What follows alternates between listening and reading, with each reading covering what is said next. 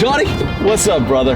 Tim. I gotta tell you, I don't think we could search high, low, far, and wide. I don't think anybody would ever accuse us as being mavens of the fashion industry. I don't think they would say, boy, that John and Tim, they're the best dressed guys I know. Other than the beard, I've never been accused of being a fashionista. We got your white t-shirt, I think, in almost every one of our videos.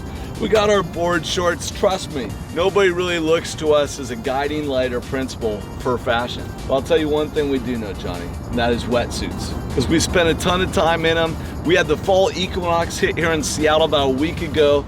We're in this anomaly right now where it's still like 75, 80 degrees, but the water temperature's starting to get cool. One thing we learned last year, if you wait till you need the wetsuit, you're probably gonna be too late because supply chains are, you know, it's just slow. It takes a long time. I've been wanting to do this review for such a long time. I held off hoping that we could carry some of these brands in our store. You can always check it out, halflife.live, but unfortunately they can't get enough material to let us be a retailer. So that aside, I wanted to do this review to share our favorite wetsuits for the different seasons, why we care about them, and what you should look at. Now stick around. At the end of the video, it'll be a different setting, but we're gonna give you some tips around booties and gloves, especially for the cold weather wingers. Sometimes get like the lockup of the forearms as it gets cold. Sound good, Johnny? Sounds great. Let's start here. In the Hammertop division, my favorite right now is this one by O'Neill. I think it's the Psycho, but they talk about this butter cloth. I learned back in the day, if I was gonna wear a shorty, but if I just wore this Hammertop, for me it gives the same level of warmth, but it frees up my hips to be able to rotate. How do you feel on the Hammertop versus shorty, Johnny? I like them. I think sometimes you can even stay warmer than a shorty because you get out of the water and it's cold. You got that, you know, you dry off faster in your board shorts. Yeah. The Hammertops are kind of cool. They make them in different thicknesses, but I've been out when it's really pretty cold, board shorts and a Hammertop. This one's pretty thin. Yeah. So you have more movement, but yeah, these are great. And they break the wind. Yeah, you go 1 mil, 1.5 mil, even 0.5. It'll break the wind, flex. My suggestion is I wear medium. I get it tight. And the reason why I want it tight is not to show off my one pack down here, but it's because I don't want water flushing through. You know, get it just nice and snug. The nice thing about this O'Neill and the butter cloth is that it's nice and stretchy. So you can afford to get a little bit tight. Makes the guns look good too. You know, this I would say is a runner up in the division. You know, this is the Vissla version of it. And you can see when we look on the inside of it, it has more wetsuit material. I don't find it to be as warm as this interior material. It's not bad. I prefer one piece as opposed to zip up. But the nice thing is, Johnny, if there's any ducks out there, they don't see me coming because I'm camo. Yeah, that's a pretty good style. Vissla tries really hard. You can see the little patch here, little Hawaiiana. But yeah, these guys make great product. They're very environmentally conscious, whatever that means in terms of their material. But I think it means it comes from more natural sources to create, you know, their version of neoprene. I have some Vissla stuff in Maui. I really like it because sometimes where they have seams and stuff, you'll get some weird chafes, especially if you're paddling in the ocean. But I have a Vissla Hammertop in Hawaii that I love. Kind of long sleeve, paddles easy. It's a little thinner than this one, but this would be great. This is a little thicker, has the zipper, great for towing behind the boat. Yeah, and you look inside in terms of, we're gonna talk about stitched and glued, the differences. You can see here, these are glued together. They do a nice job of like preventing those kind of points that might give you rash inside, because you're right. If you're paddling a bunch, what the interior is on the inside matters, especially if you have any level of sensitivity. I'll put up a temperature gauge in terms of wetsuit and thickness based upon temperature, and you can look at that. It'll come up here in a second, but really we have a simplified methodology, and that is it's either warm, kind of cold, pretty goddamn cold, or it is really freezing, really effing cold, which is freezing cold. So now when this right here, this is great. This is a 2 mil. This is when it's, you know, it's getting a little cooler, but it's not that cool. The #1 use for this, again, this is in the O'Neill Psycho family butter cloth, so it stretches nice. This is 2 mil just to keep the wind off. And so this is when it's a little bit cold. You know, you could be in water 69, 70, 72, something like that. Everybody has their own cold tolerance. The nicest thing about this for the wing foilers is it covers up your knees. Now, even if you're a good wing foiler, if you go into new waters that has more roughness and undulation in terms of the water, you're gonna spend a little bit more time potentially on your knees. It's kind of nice to keep them covered up. I find at 2 mil, when I'm wearing this thing, it feels like I'm wearing nothing.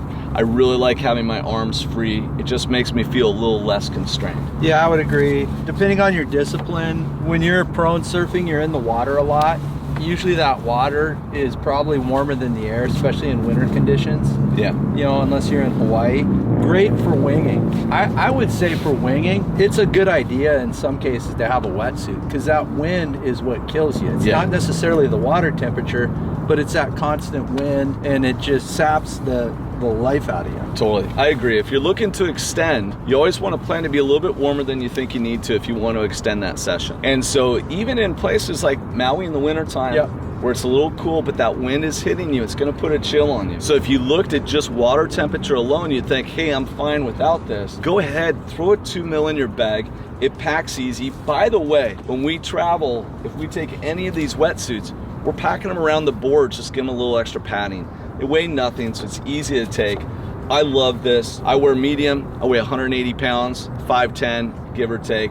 I find it that I like it nice and snug just because I don't want to have any unnecessary flushing going through. What size do you wear, Johnny? I wear a XL short. Okay. Because I kind of have a weird body shape. Yeah, you're a little more stocky. But it's the way God made me. Yeah, and you know, we're all our own beautiful little butterfly. But yeah, and so are you. My issue, I have pretty broad shoulders, so you know, the larges, I can get away with large, but it just, I feel like it's really constrained when I paddle. Yeah. So I usually go with the XL short. Like, I'll go with large in Hammertops and things like that. You know, most wetsuit brands will make a short version. Yeah. Too, so it's important to get the right size, because if you have too much length, there's just too much material there that you're dragging around. It can kind of get loose, it can kind of flush. You don't want them loose. Yeah, exactly. I usually go short as well. I'm maybe 5'10", 5'10 and a half. Johnny's about 5'9", 5'10", somewhere in that range. So for us, it's short. We don't have the longest arms in the world, not the longest legs, and so for us, getting that short is good. I bounce between medium and large depending on the brand, and so this is, you know, keep the wind off,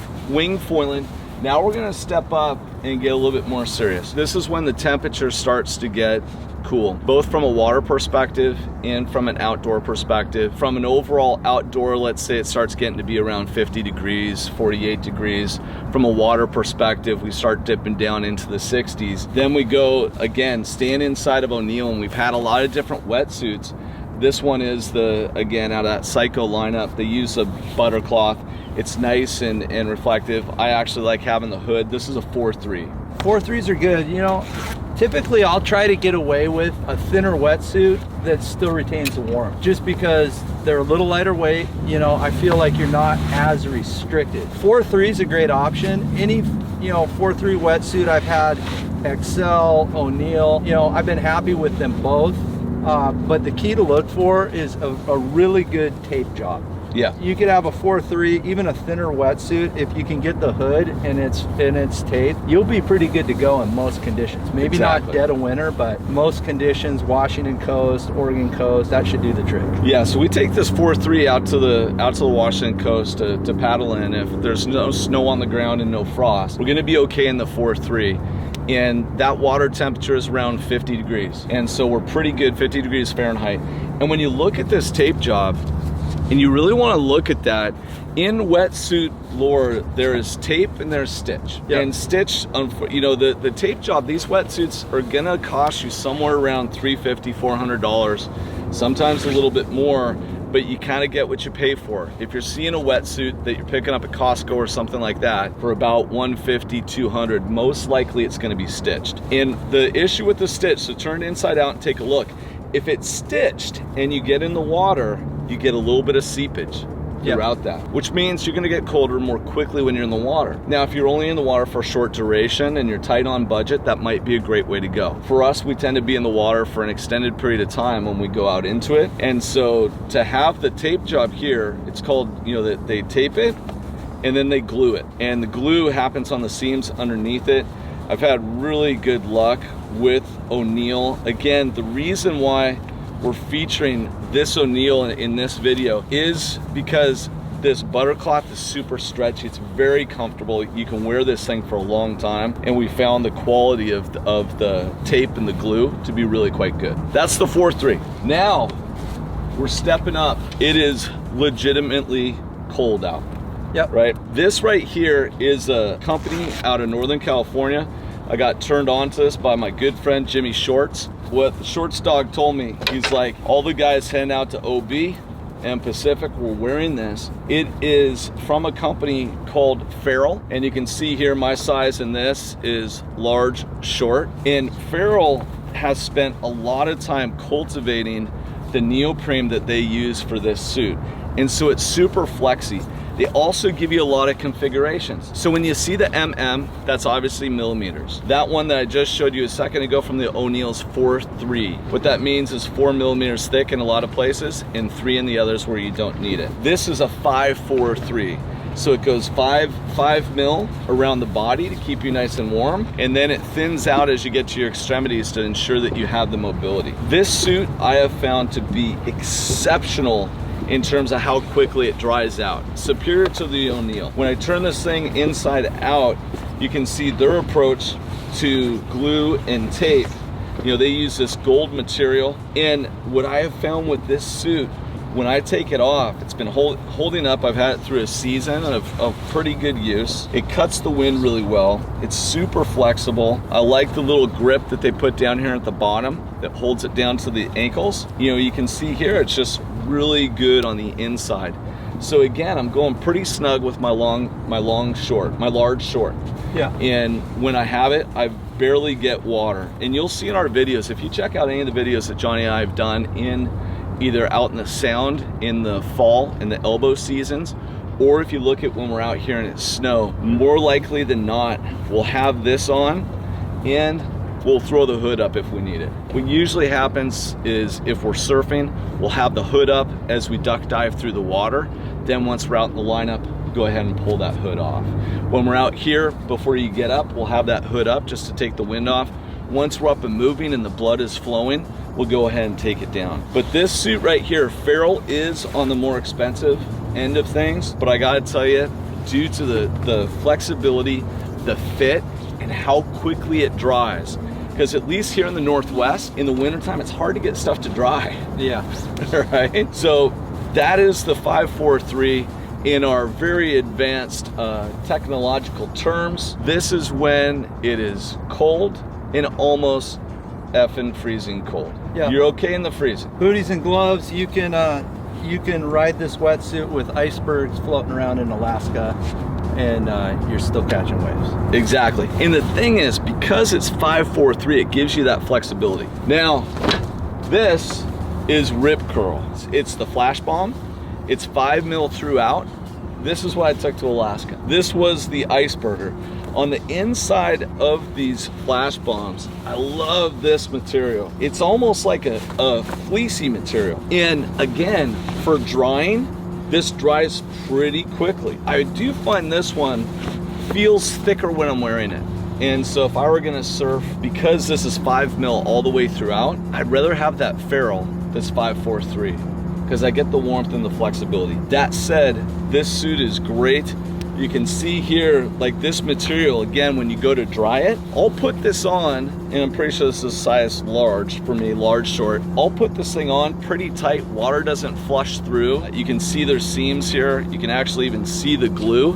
This one's a little bit older. See the glue at the end? This is a straight stitch without the tape and the glue. But in this design, that's okay, because it's just connecting pieces. And this suit has been fantastic for me. Hooded up, had it in Alaska. Johnny and I were in the icebergs. How big do you go, Johnny? Like, what's the thickest wetsuit you'll go to in cold weather? And we're talking freezing cold now. Probably 5-4-3. I'm usually good in that. Yeah. So like in Alaska, I had a Psychotech 5-4-3 hooded, and it was great. Still have that wetsuit. It's lasted multiple seasons, and I tend to wear the wetsuits for longer than probably their useful life. You can tell, like, over time your wetsuit will start to take on water. Some of the seams, some of the tape will start getting leaky. It's just inevitable. I found great durability in the O'Neills. I've had Excel before. They hold up great. You know, the key to longevity on the wetsuit is to rinse them when you're done. Yeah. You know, get out of the salt water, maybe a little tiny bit of detergent or wetsuit soap, rinse them out, hose them out with fresh water, let them dry. If you keep them around and they're not getting fully dry, meaning you hang it up, you forget about it, you haven't turned it inside out, you'll get all kinds of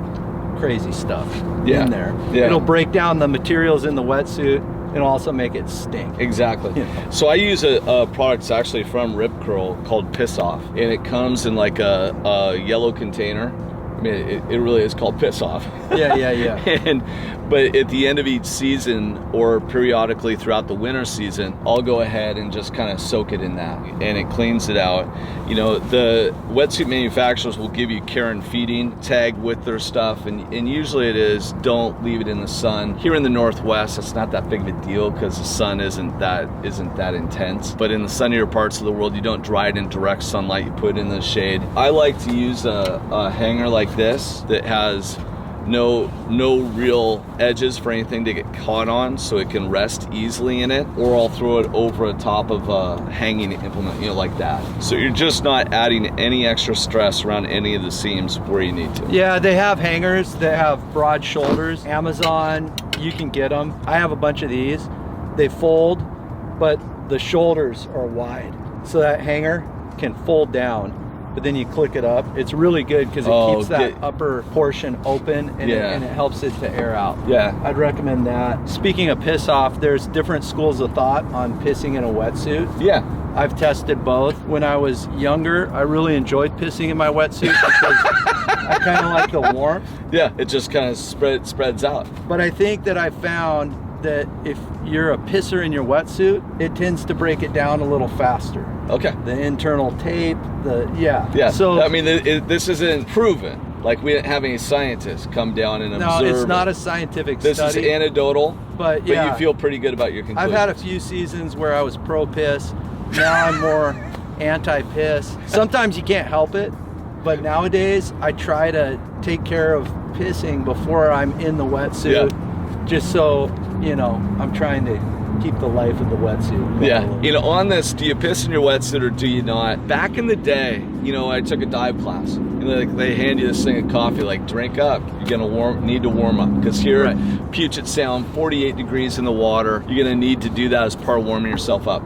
As these wetsuits have improved their materials in terms of stretchiness, a tighter fit, less water actually gets in there. I'm a piss-free guy. I don't do it because I'm gonna be living with it with a lot of my session. And so it's a pretty rare day you're gonna see that, you know, from me. You know, leave us a comment.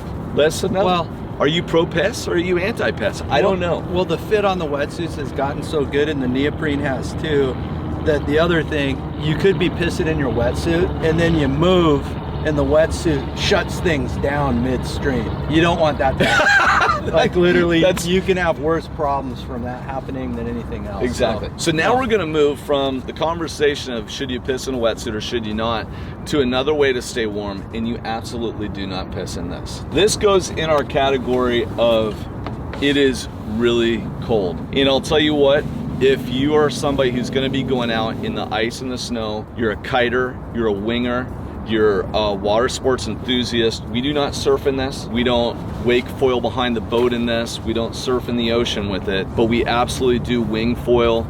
We will e-foil in them. When we want to stay warm, this is the option. And last winter, I actually had to order this one from Canada to get it down. And so if you think you're gonna need one of these, don't wait until it snows. Although I heard it snowed last night in New York. Don't wait till it snows to get yours. We found after looking around that Ocean Rodeo was the best. And we have two different options here in terms of what these look like. And I would go check out Ocean Rodeo in terms of what's new for them this year. This allows you put on like a Farmer John.